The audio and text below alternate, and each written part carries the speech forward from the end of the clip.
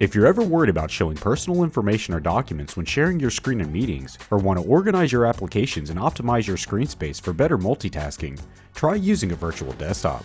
To add a virtual desktop, enter the task view on your computer by pressing the Windows key plus Tab. If you're using a touchpad, you can swipe up with 3 or 4 fingers to enter the task view. At the bottom of the screen, you can select a new desktop. You can have as many virtual desktops as you need, but your system might start to slow down if you have several running. If you'd like to quickly switch between virtual desktops using the taskbar, click the Task View button or press the Windows key plus Tab. Next, click a desktop or use the arrow keys and press Enter to select the desktop that you want to switch to. If you're using a trackpad, you can use the 4-finger swipe gesture left or right to switch between desktops. Right-clicking on a desktop in the task view will open options for that desktop. You can rename the desktop and move it to the left or right in your list.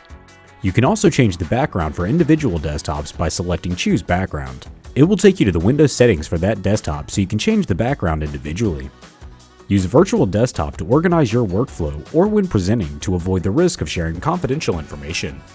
For more information on your Lenovo devices, visit support.lenovo.com.